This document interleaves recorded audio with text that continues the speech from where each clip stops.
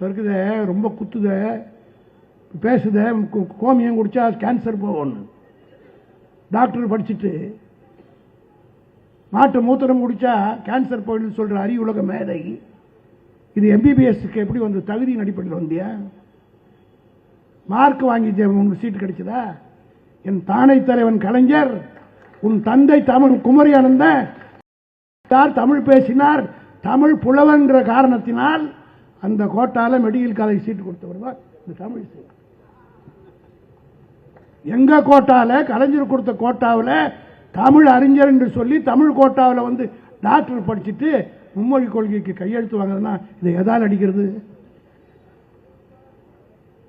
தமிழ்நாட்டு மக்கள் என்ன சொரணையற்றவர்களா? இன்னும் கொஞ்சம் பேர் நாங்கள் உயிரோடு இருக்கிறோம். 1965 போராட்டத்தில், இந்திய எதிர்ப்பு போராட்டத்தில் நான் கிறிஸ்துவ கல்லூரியில் படித்துக் கொண்டிருக்கிறேன். 1964 SLC பாஸ் பண்ணோம். அன்றைக்கு போராட்டத்துக்கு போன துரைமுருகனை போன்றவர்கள், கோபாலசாமி போன்றவர்கள், எங்களை போன்ற ஒரு 4-5 பேர் தான் இன்னும் உயிரோடு இருக்கிறோம். இதையெல்லாம் பார்த்தவர்கள் எந்த அளவுக்கு இந்த நாட்டில் கொடுமை நடந்தது, எவ்வளவு பெரிய போராட்டத்துக்கு பிறகு வந்திருக்கு.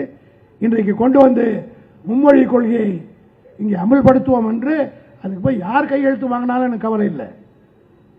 அண்ணாமலை கூட வாங்கலாம், அரைக்குறையா படிச்ச வாங்கினாலும் அதை பற்றி பிரச்சனை இல்லை. ஆனால் தமிழ் கோட்டாவிலே வந்த தமிழிசை கையெழுத்து வாங்குகிறது என்று சொன்னால் வரலாறை நாம் சொல்லணும். இதுபோல இளம் பேச்சாளர் வந்திருக்கிறாங்களே, இவங்கெல்லாம் தான் இனிமேல் இந்த இளைய தலைமுறைக்கு சொல்லணும். இதனால் என்னென்ன ஆபத்துன்னு பல பேருக்கு தெரியல. இங்கே கூட முன்னாலே பேசியவர்கள் வெறும் இந்தி மொழி மட்டுமல்ல, இந்த NEP என்று சொல்லப்படுகிற நேஷனல் எஜுகேஷனல் பாலிசி என்பதில் மிக மிக கொடூரமான நிலைகள்லாம் இருக்கு. குலக்கல்வி திட்டம் மட்டுமல்ல, 3ஆம் கிளாஸ்லேயே எக்ஸாம் வைப்பான், ஃபெயில் ஆகிட்டா வெளியில் வந்துட வேண்டியதான். 5ஆம் கிளாஸில் படிப்பு எக்ஸாம் வைப்பான், ஃபெயில் ஆனால் அதோட அவன் மாடு மேய்க்க போக வேண்டியதுதான். இப்படி நம்முடைய கல்வியை, நம்முடைய அறிவை ஒழிப்பதற்கு கொண்டு வரப்படுற சட்டம் இது காங்கிரஸ் பீரியட்ல இருந்தது. 67க்கு முன்னால் இருந்தது. நாங்கள்லாம் படிக்கிற போது 8ஆவதுல ESLCன்னு ஒன்று எழுதணும். இன்னைக்கு இருக்கக்கூடிய இளைய தலைமுறைக்கு இதெல்லாம் தெரியாது. எல்லாம் படித்து பட்டம் வாங்கிட்ட உடனே ஏதோ நம்ம குலப்பெருமையால், கோத்திர பெருமையால் படிச்சுட்டு வந்துட்டோம்னு நினைக்கிறான்.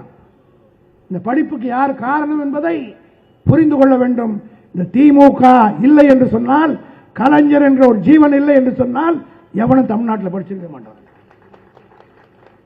8ஆம் வகுப்பில் ஒரு எக்ஸாம் வைப்பாங்க, அதில் ஃபெயில் ஆகிட்டா 9ஆம் வகுப்பு போக முடியாது. அதோடு விட்டுட்டு வர வேண்டியது தான். மளிகை கடையில் போய் தராசு பிடிக்க வேண்டியது தான், இல்லைன்னா மெக்கானிக் ஷாப்பில் போய் டயர் ஓட்ட வேண்டியது தான். பிளே ஸ்டோர் மற்றும் ஆப் ஸ்டோரில் இருந்து பாலிமர் செயலியை QR கோடு மூலம் பதிவிறக்கம் செய்யுங்கள். செய்திகளை உடனுக்குடன் பெறுங்கள்.